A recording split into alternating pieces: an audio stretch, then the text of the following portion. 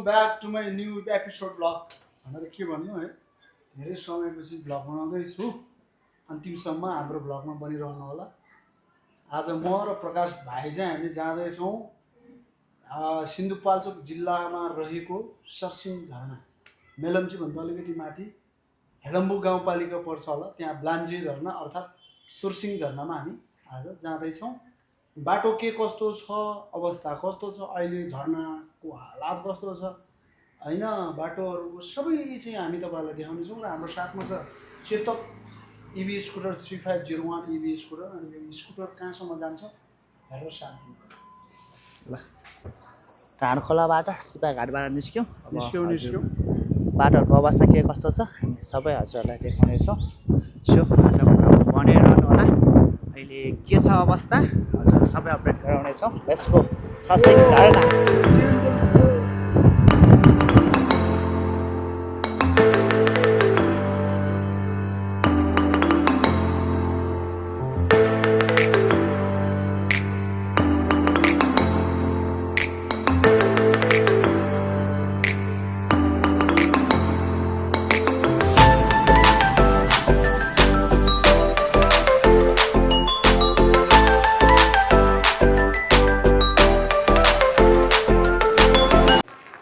अहिले चाहिँ हामी मेलम्ची बजारमा आइपुगेका छौँ।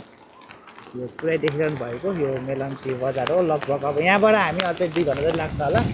हामी यहाँ आउने बित्तिकै देख्न सक्नुहुनेछ पानी यस्तो परिरहेको छ। तै पनि हाम्रो यात्रा कन्टिन्यू निरन्तर अघि बढ्दैछ।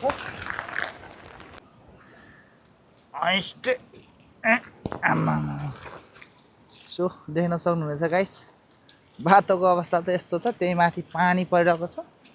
यहाँ तलतिर मेलम्चीतिर चाहिँ ठुलै पानी परेको थियो, यहाँतिर चाहिँ सानो पानी परिरहेको छ। सो अहिले चाहिँ हामी लुबु ग्याल्डो भन्ने ठाउँमा आइपुगेछौँ। यो अगाडिको बजार रहेको छ। अहिले यहाँ चाहिँ खासै पानी परेको छैन, मेलम्ची बिचतिर चाहिँ पानी बेसरी परेको रहेछ। सो अब यहाँबाट अझै कति छ हाम्रो यात्रा, अझै यहाँबाट 1.5 घन्टा जति छ। हाम्रो भ्लगमा बनिरहनु होला। तपाईँहरूलाई आज हामी यस्तो दुःख मेहनत गरेर देखाउन जाँदैछौँ है त। ल सर्सिङ झरना भने कस्तो रहेछ म नि फर्स्ट टाइम जाँदैछु, हजुरहरूलाई देखाउनेछौँ है त। ल यहाँ चाहिँ यो बोर्ड पनि देख्न सक्नुहुनेछ सर्सिङ झरनाको बोर्ड। त्यहाँ अर्ग्यानिक रिसोर्टहरू यसो भन्दै रहेछ। त्यहाँबाट है क्या यहीँबाट हो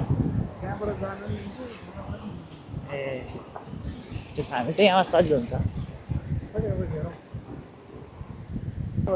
त्यताको बाटो चाहिँ अलिकति खराब चाहिँ हुन्छ है। मैले त्यता चाहिँ नजानु भन्नु खोजेँ। स्कुटी यदि लिएर आउँदैछ भने अलिकति थोरै अगाडि गएर पुलबाट चाहिँ देख लाग्नु पऱ्यो। यो बाटो यो बजार एकपल्ट डुबान भएको यहीँ हो अस्ति नै। यहाँ पनि हो अनि मेन मेलम्ची बजारमा नि हेर्दा अस्ति नै। कस्तो डेन्जर चाहिँ आएको होला त है। यो घर मुनि भएर छिराउनु पनि शिखरजी सुई गरेर घर मुनि भएर ए बाटो रहेछ। देख्न सक्नुहुनेछ गाइस, पिच बाटो भन्दै मलाई चाहिँ हिँडाइमा पाइरहेको छ हाम्रो शिखर साहबले। हालत चाहिँ यस्तो छ। अरे बाफ रे बा, खै त पिच बाटो यही हो। अहिले हामी चाहिँ यो थापातार भन्ने ठाउँमा आइपुगेका छौँ। यहाँ तलतिर चाहिँ अलिक बाटो त्यस्तै रहेछ। सो यहाँ चाहिँ पिच भएको रहेछ। अब हेरौँ कहाँसम्म पिच छ, कहाँसम्म पिच छ यो, कहाँसम्म पिच छ यो बाटो चाहिँ। यो बाटो हुँदै आउनुभयो भने तपाईँ ठाउँमा यसरी पिचहरू पनि देख्न सक्नुहुनेछ। इस नै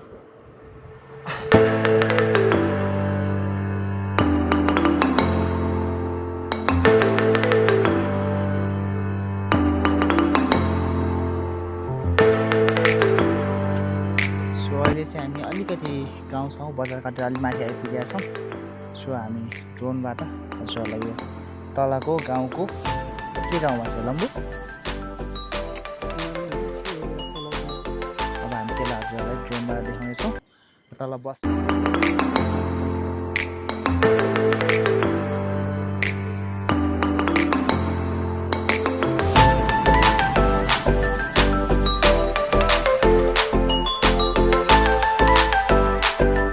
तपाईँहरू यो बसमा आउनुभयो भने चाहिँ यहाँसम्म आउने रहेछ यहाँबाट उता चाहिँ हिँडेर जानुपर्ने रहेछ यहाँ अर्को चेन्ज गर्नुपर्ने हुने रहेछ सो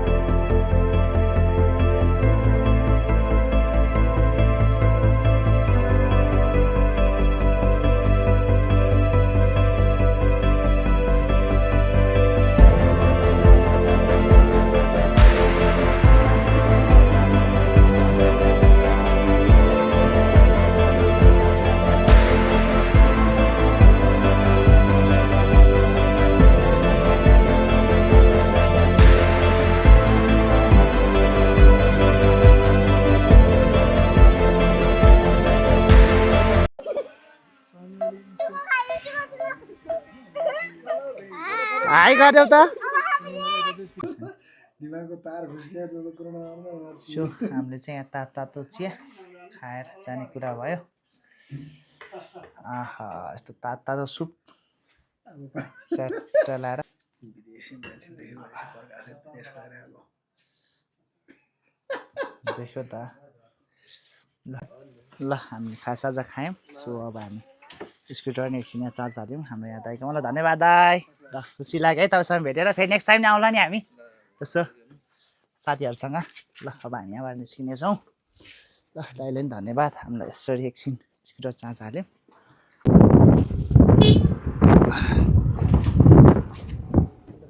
ल अङ्कल बिस्तारै आउनुहोस् है ल सानोतिनो झरना स्टार्ट भयो गाइज यो डाँडा काटेर नि जानुपर्ने हो आम्बो ए सो बाटो पनि आम्मामा देख्न सक्नुहुनेछ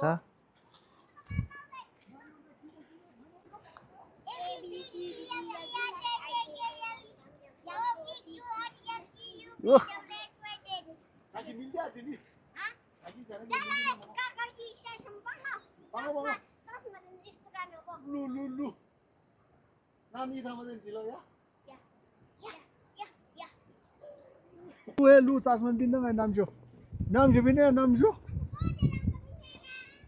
Nami tasman ya tapi सँग handsome आमा म. हेटेरिका बाटो त लु यस्ता छ है यहाँ चाहिँ अलिकति देख्न सक्नुहुन्छ पुरै हिलो हिलो छ हामी आइपुगेका छौँ लुक लुक लुक ल हेर्नु है